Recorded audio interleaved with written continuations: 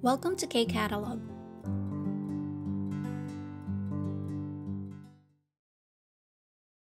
Level 3, Unit 4 ng textbook, page 53, nasa 말하기 speaking part na po tayo. Number 1, 옷 가게에서 라흐만 씨가 직원과 이야기합니다. Sabi, nag-uusap daw si Rahman at saka yung employee dun sa clothes shop or clothes store. So, tingnan natin yung pinag-uusapan nila, no? Again, katulad ng ginagawa natin before, check muna natin paano yung transformation ng mga salitang ginamit. So, 단추가 떨어지다 sa number 1. Naging 단추가 떨어져 가지고. So, na-apply yung 가지고 na grammar. So, pag pinalitan natin yan mamaya with number 2, so 얼룩이 있다 magiging 얼룩이 있어 가지고. Okay, 얼룩이 있어 가지고. Next. 색상이나 디자인이 맞는지 확인하다. 사be, 색상이나 디자인이 맞는지 확인해 보시겠어요? So, naging question siya, no? So, yung 확인하다, pinalitan naging 확인해, and then, 보시겠어요. Yan, naka-formal polite yung form niya. Tapos, gagawin natin sa number 2, 다른 문제가 없는지 확인하다. So, same lang siya na 확인하다. Kaya, magiging 확인해 보시겠어요 lang din siya, no? So, same lang. Yung 확인하다 magiging 확인해 보시겠어요. Okay, try nating basahin yung usapan nila. Sabi ng Jigwon, 어서 오세요. 무엇을 도와드릴까요? So, by this time, familiar na tayo sa expression na to, no? So, nasa clothes store ang setting. So, ayan. 어서 오세요 means welcome sa store nila. And then, 무엇을 도와드릴까요? How may I help you? 사gut si Rahman, 어제 산 건데 단추가 떨어져 가지고 교환하고 싶은데요. Sabi niya, I bought this yesterday. Yan, binili ko yan kahapon. However, 단추가 떨어져 가지고. So, ibig sabihin, 단추, button na butones daw ay 떨어지다. So, ibig sabihin natanggal yung butones. That's why gusto niyang papalitan. 교환하고 싶은데요. 사gut si Jigwon, 아, 그러세요. 잠시 제품 먼저 확인해 보겠습니다. Sabi niya, oh, is that so? Ganun ba? So, 잠시 제품 먼저 확인해 보겠습니다. Ibig sabihin, saglit lang daw at i-check muna kung meron yung sinasabi na item na ipapapalit. Okay, so check niya kung may maipapalit sila dun sa dala ni Rahman. Tapos nakalagay dito, 잠시 후. So, ibig sabihin, after a while, no? So, pagka-check niya, bumalik na siya. 사비 niya, 이거 새 제품인데 색상이나 디자인이 맞는지 확인해 보시겠어요? So, tinatanong nung employee si Rahman. Sabi niya muna, in-inform niya na this one is a new item. So, ibig sabihin, galing dun sa stock. So, 색상이나 디자인이 맞는지. So, paki-check daw. 확인해 보시겠어요? Can you check if the color and or design are the same?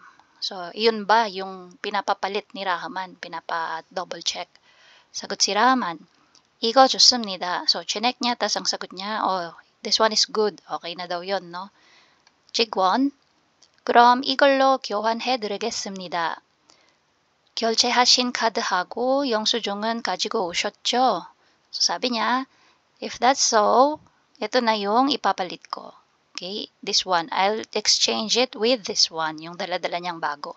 Tapos, tinanong niya si Rahman if dala ba niya ni Rahman yung pinangbayad niya na card yesterday. 결제하신 카드. So, yung ginamit na card ni Rahman at yung 영수증. So, 영수증 is resibo, no? Ayan. So, pag magpapapalit po kayo ng item, kailangan dala mo yung card na ginamit mo nung nagbayad ka and at the same time yung resibo. And then, sagot si Rahman, 네, 여기요. Yan, inabot niya, no? Ito po. 사got ulit si Jigwon. 이 제품도 교환이나 환불 원하시면 일주일 이내에 가격표 제거하지 마시고 가져오세요. So, ano ibig sabihin nun? 이 제품도, so yung pinalit na item. So, in case may issue ulit or problem at gusto ulit ipapalit ni Rahman, 교환이나 환불. So, if gustong ipapalit ulit or refund, magpa-refund kung halimbawa hindi talaga bet ni Rahman kahit pinapalit niya na may issue pa rin. Tapos nag-decide na lang siya na ay refund na lang kaysa palit ng palit. Yan. So kung yun daw yung gusto niya, iljuil ine sa loob daw ng 1 week, kagyokpyo, so yung price tag, 제거하지 마시고. So ibig sabihin, wag tatanggalin. Okay? So wag aalisin yung price tag dun sa damit and yun yung dalhin kung gusto ng refund or papalit. Okay? So, pwede mong isukat ulit pero wag mo nang tanggalin yung price tag para maipalit pa siya or ma-refund pa siya. Okay, so yung number 2, same lang din, mapapalitan lang yung danchuga torojo gajigu magiging 얼룩이 있어 가지고. And then, 색상이나 디자인이 맞는지 확인해 보시겠어요? magiging 다른 문제가 없는지 확인해 보시겠어요? Yan, tapos the rest same na lang ulit. Okay, so yan po yung ating 말하기. For item number 2 ng 말하기, sabi sa instruction natin, 아래 상황에 맞게 교환하려는 손님과 가게 직원이 되어 대화해보세요. So, sabi dyan, mag-roleplay daw, no? So, kung meron kang kasama, yan, i-match daw yung situation, tapos yung isa sa inyo is, siya yung magpapapalit na customer. And then, yung isa naman is, yung employee dun sa store. Yan. Tapos, sabi, tingnan yung ano dito, binigay na information. So, we have 교환하고 싶은 물건. So, ito yung ipapapalit na mga items. Tapos, 교환하고 싶은 이유. So, ito naman yung mga reason bakit gusto siyang ipapalit. So, ang naisip ko, nilagay ko dito yung script dun sa 말하기 item number 1 kanina, no? Kasi dahil pinagro-roleplay nga, naisip ko na pwede nang gamitin yung script ni Jigwon tsaka ni Rahman dito. Okay, so papalitan na lang. So, yung naka-highlight na yellow dito, since ayan yung ano niya, issue niya, papalitan lang natin nung nandito sa box na to, yung EU. Okay? Tapos, pagdating naman dito sa naka-highlight na green, so per item naman, halos pare-pareho pag i-check mo, tingnan kung yung design at saka yung kulay is pareho ba para masabi na yun talaga yung item na gustong ipapalit. So, kahit na hindi na to, baguhin. Yan, ito as is na lang to. So, try natin gawin, no? Match muna natin. T-shirt, we have t-shirts, baji, gabang. And then, yung mga reasons, design ni maome 안 들다. So, hindi mo type yung design. Bajiga kida, again, ibig sabihin ng kida is masikip. Okay, tight yung pants. And then, size가 작다. So, ito naman is maliit yung size. So, si t-shirt, mas bagay sa kanya yung size가 작다.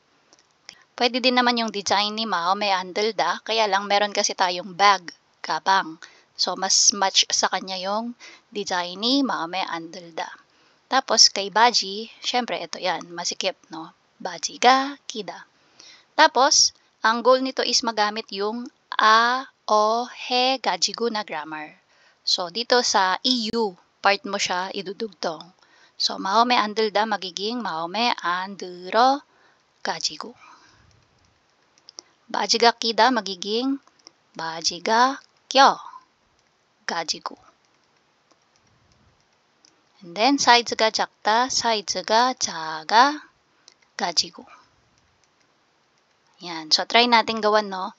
So, t-shirt muna tayo. So, sabihin natin, as is lang, si Jigwon, 어서 오세요, 무엇을 도와드릴까요? Tapos, ikaw na kunyari si Rahman. So, dito, pwede mong sabihin, 어제, or kung gusto mong palitan. Ayaw mo ng 어제, gusto mo, 지난주. Nasa sayo yon, no? Tapos, pwede mong isingit yung item, pangalan ng item mo, t-shirt. So, pwede mong sabihin, 어제 이 티셔츠를 산 건데. Yan. So, dito dinagdag natin, no? 어제, tapos itong, tapos t-shirt. T-shirts. Tapos, yung particle na 를. Yan. So, 어제 이 티셔츠를 산 건데. Tapos, ito papalitan na natin, no? Hindi na siya yung danchu. Ito na siya. Asa na yun? 사이즈가 작다. So, magiging, 어제 이 티셔츠를 산 건데 사이즈가 작아가지고. tapos 교환하고 싶은데요. As is. Okay, so color code natin. Ang mapapalitan is ito. Ayan. Tapos, dire-diretso na ulit hanggang dulo. Same na lang. Ayan, kasi ganun din naman yung parang magiging flow, kunwari. Next, dito tayo sa baji. So, ganun ulit, no? 어서 오세요, kung sino man yung Jigwon sa inyo. Ayan, 무엇을 도와드릴까요? And then, ikaw na ulit kunyari si Rahman, yung baji naman yung papapalit mo. Sabihin naman natin, 지난주. 지난주 이 바지를 산 건데 바지가 껴가지고. Okay, so again, 바지가 껴가지고 교환하고 싶은데요. So, ganun lang po, no? Madali lang siya. Tapos, again, tuloy-tuloy lang ulit. Same lang yung sasabihin. Yan. So, yan yung naisip ko na gamitin, no? Yung nasa malahagi item number 1. Kasi ito naman yung pinapagawa, role-playing. So, para hindi na tayo mahirapan na mag-isip kung ano yung sasabihin na susunod, gamitin natin kung ano yung pin-provide. So, I hope clear, no? So, dito tayo sa 단어장. So, additional vocabulary, we have yung 치수. So, again, 치수 is same with size or size in English. Ayan. Kasi yung size, yung hiram nila na English word yan. Korean 치수 for size. And that's it. If you find this video helpful, please hit the like, share, and subscribe button. So I still hope to see you in the upcoming videos, and again, thanks for watching.